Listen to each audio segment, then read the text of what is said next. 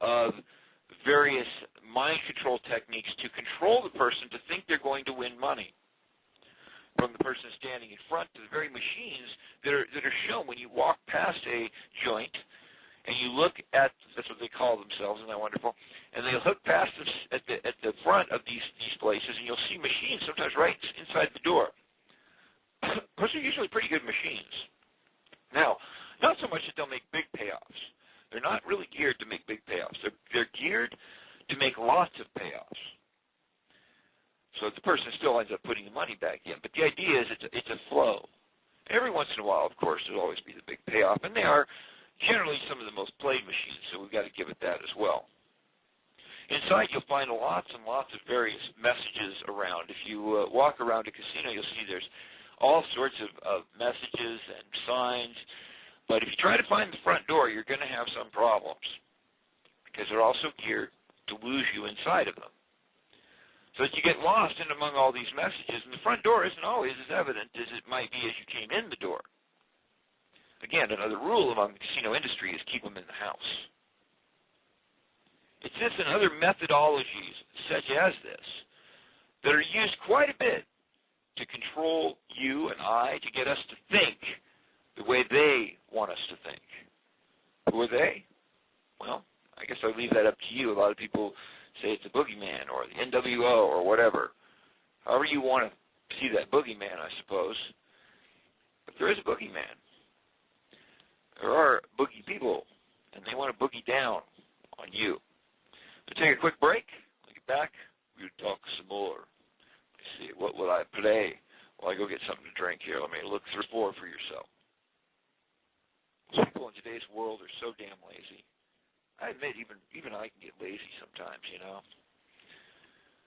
Trying to understand everything that's going on around us. My goodness, look at all the stuff that's happening. Just craziness. One minute you think everything's, oh my God, we're okay, we're stabilized, and then another thing destabilizes us. Another war. America's now in 3 wars. Yes, we're on 3 fronts. We now not only have Iraq and Afghanistan, but we've added Libya to the list. Oh, good. 3 wars. That's always helpful. I think of that 3 World Wars letter, in fact, supposedly written by Albert Pike. You can go look it up if you like, the Albert Pike letter. It's questionable, but still, it was written long enough ago that it seems oddly like a piece of prophecy in a sense. And you can go judge that yourself. So in fact, a good place to explore it is a place called 3worldwars.com. You have to spell it all out, 3worldwars.com. And you can take a look at that and see what's been written. Myself, I enjoy all the oddities and strange things. Right now I'm working on a project that's a little out there. I've become fascinated by Elenin, mostly because I've never flown through the tail of a comet before in my life. I don't know if any of you have. I don't suspect you have, since I haven't done it before. But I'm trying to study that to see what the effects are, because we are literally, I guess, for 3 days going to fly through the tail of a comet. What effect will this have on the Earth? I'm trying to look into that and judge it and figure it out. I'm working on a video right now, just of my findings. Nothing, and I'm certainly not saying it's the end of the world, but I still would like to know, if it is the end of the world, is it coming, what's going to happen, and what is this Elenin thing? Very interesting as I've explored this and looked into it, to see what that's all about. But that's just another thing. People who say, fear, should we live in fear? No. I hate fear. I don't know about you, but fear is the opposite of need to faith. I have faith in my future, even if this planet got hit by 1 billion stones and everything and just, whatever, I still believe that there's something more to all this. Something that, no matter what your religious belief, no matter what you think, there's something more. I don't know, just feel it inside, right? Don't you? Something more to all this. I'll leave that up to each one of you to explore what that means. I mean, certainly for some that might be a religious belief. For some that might be just a belief that that there's more to know about science. We've got this whole area of quantum physics to account for. So what if people want to argue evolution versus creationism, whatever? I say there's got to be a starting point somewhere. What happened? What created the starting point? Something came out of nothing. Was it an entity, or causes just an explosion. I mean, whatever it was, I'm glad it happened because I wouldn't be here otherwise, would you? What is going to happen in our world? That is fascinating to me to look at. I've probably been spending more time looking ahead at Elenin than I've spent looking at this whole nuclear charade. Now, I say charade because, I mean, obviously if it was as important as they made it there for a while, they'd still certainly be showing more of it on the news, don't you think? I don't know. Sometimes what they don't show you is the thing you should be looking at. I know here in the Americas right now, they moved away from that, and they started looking at this whole Libyan conflict. And, again, another thing to divide us up. We're being divided. Divided to be conquered. Chaos being created everywhere. Why? To bring about order, of course. Problem, reaction, solution. David Icke was right. There's a problem being created. Even if they didn't create it, they can use it. Again, I offer you this thought that we need a plan.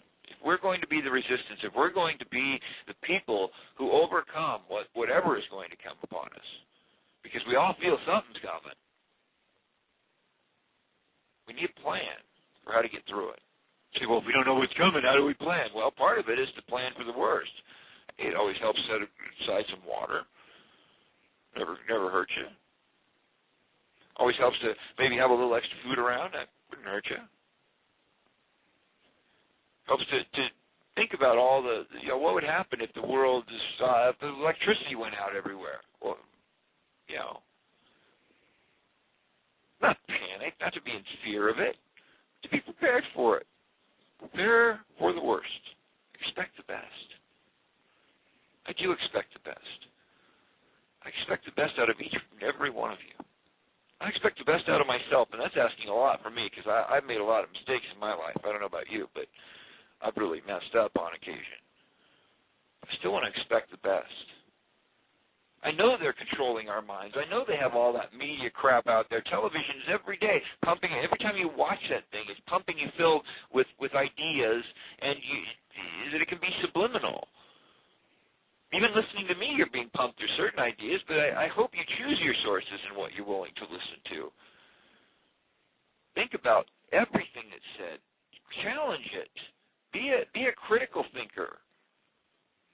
Don't buy the status quo answers. Don't buy the status quo ideas. Resist the temptation that people have to just go with the flow sometimes. It's okay to go with the flow a little bit as long as it's not harming anything, but the minute you start going with the flow towards a cliff, watch out for those Pied Pipers. Because Pied Pipers will give you all the right information. They will give you everything you need to hear. They'll tell you all about it. I go back for a minute to Alex. To start off with this guy. I started watching some of this stuff. Another thing I watched that was an interesting Alex Jones thing. So I watched his original footage that made him famous. You remember what that was? His Bohemian Grove footage. And I want everybody to go back and look at that. Go back and find the original tapes of that. Look around at where Alex is standing. Do you see heads around him? Do you see people around him? Ask yourself this. Did they know he was filming? Did they know he was there? Don't you think that they knew everybody? I mean, it's such an important thing. Don't you think they should have known everybody that was present? And why was he present? Oh, he snuck in. I have a feeling that it's not that easy. I have a feeling that you got to be invited in. And I get this weird feeling that somehow that tape was exported on purpose. Because something like that could certainly make a man famous, couldn't it? And a famous man who seems to be leading in the right direction, well, 99% right, 1% error, 1% lie. I'm glad for the people Alex Jones has awakened. I've met a lot of them. I know a lot of them. I certainly don't. I encourage you guys to, as you critique him, to be, and I know it's the urge is to be silly and call him names and stuff, and that's cool, but, if that's what you want to do. But I think that the best way to deal with a guy like this is not to come at him that way, because there's a lot of people that do that, and it doesn't really get anything done, but to expose him in the sense of letting people really examine who he is. instead of making funny, look at Alex, he's a funny monkey man type things, let's dig into this thing and really examine. Because if he is indeed a part of the problem, or a potential for being somebody who could be leading people astray, then I think it's important that we at least examine him and know for ourselves one way or the other whether we should be listening. So again, I encourage you, listen to no man. Listen to yourself. Listen to freedom. Listen to love. Listen to brotherhood. Listen to unity of purpose. And what is that purpose? To resist tyranny and stand for freedom. To stand against anything that would form an enslavement to man. I don't care if it comes from outer space or comes across the ocean or it pronounces itself king of the world. If it takes away our freedom, it's wrong. And I will fight till my dying breath against that, whatever it be. We have some strange times still coming, folks. Very odd times, and we need each other. We need to have a firm grasp on what we believe, yet we also need to open our minds up to understand that there's a lot of things that we don't know. It's okay to not know. Don't go pronouncing a date. Remember all this stuff about, what was it, March 15th? Everybody was, there was going to be a big pole shift. It didn't happen, did it? So not every date's going to occur. I know this is, May 21st is another one. Everybody's got a date. You know what? It's not the dates that are going to mean diddly to us. It's the signs. Start concentrating more on the signs than the dates. The dates will take care of themselves. But I'll tell you, it should be a pretty funky November this year because, like I say, we're going to go flying through the tail of a comet. So I understand it for 3 days. What's in that tail and what it has to offer us, I don't know. I'm trying to study this right now to understand it.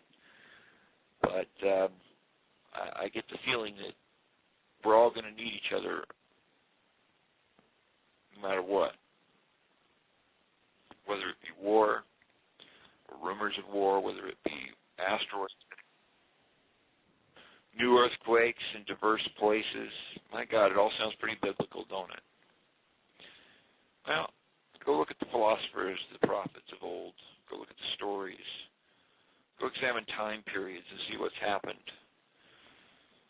There is a order to things. There are patterns.